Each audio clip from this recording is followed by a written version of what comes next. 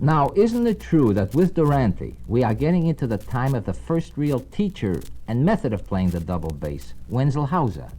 Yes. When Hauser devised his systematic schooling, he wrote a system of precise fingerings and bowings to enable his contemporaries to be able to play the orchestral passages of Haydn, Mozart, and Beethoven. There was now a place in the conservatory for the bass player. Yes, this was a very interesting phase in the history of bass playing, a phase that changed the entire face of the study of the bass.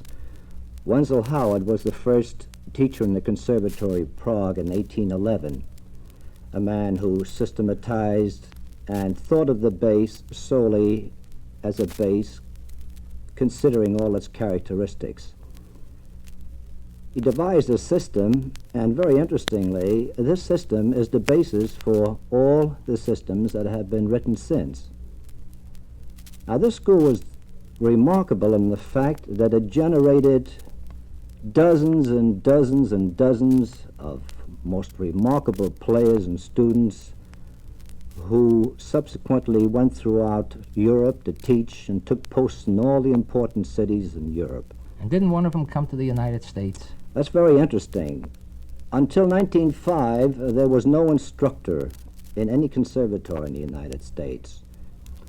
And it was Anton Dvorak who brought Ludwig Manoli, a pupil of Simondl, to this country, to the faculty of the Institute of Musical Art in New York City. And my teacher, Hermann Reinshagen, was a student of Manoli's, so that I and my pupils feel that we're direct descendants of Hauser School in Prague.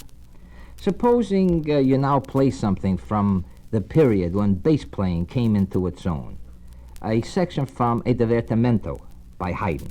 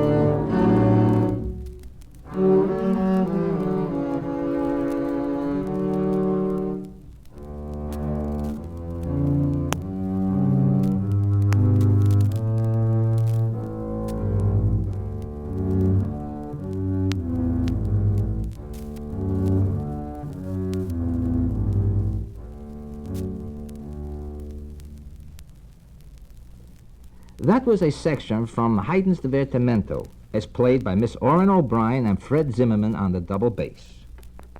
We'll be back with my guests in a few moments.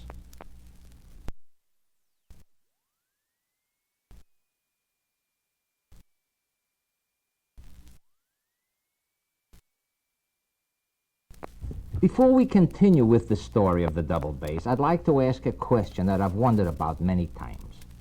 When can a youngster begin playing the double bass? Supposing I ask you that question, Orin. Oh, I guess about 15, or when he or she is tall and strong enough to play the instrument. The strings are pretty thick and stubborn.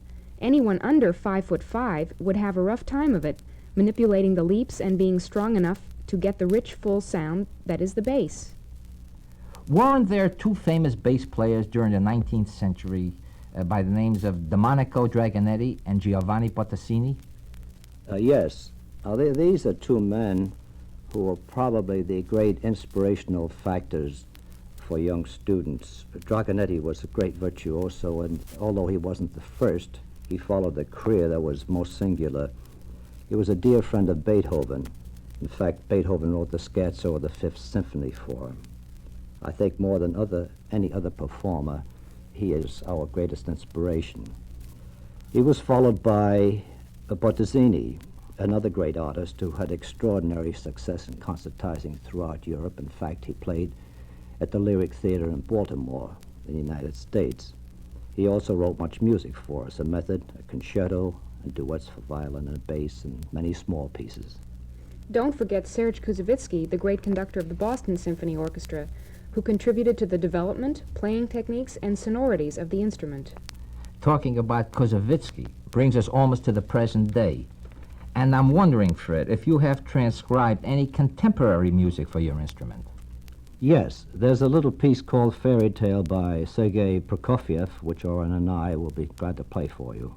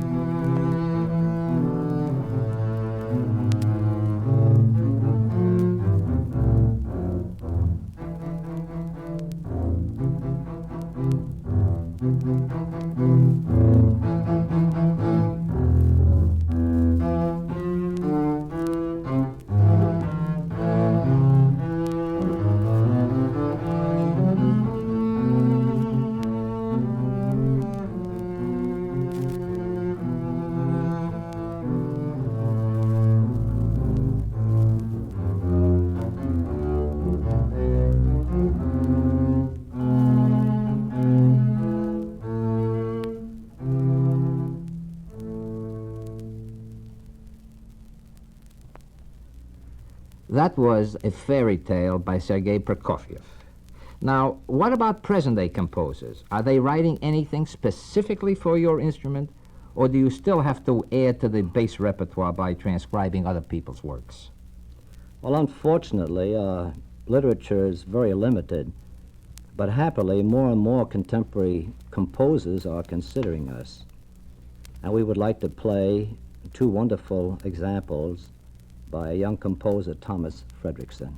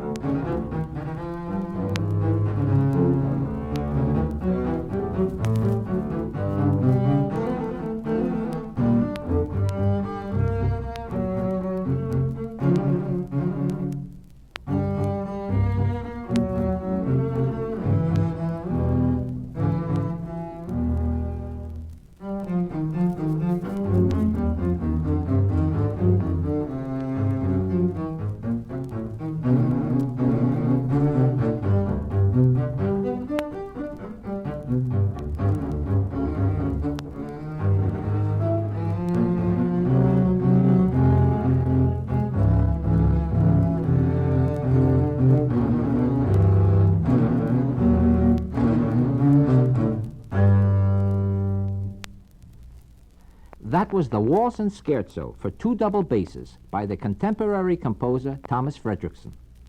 I seem to feel that there is a renaissance going on nowadays in the field of the double bass. Is it true, Fred, or I'm just imagining things? No, that's perfectly true. It's a remarkable thing that's happening, and the center of it is New York City.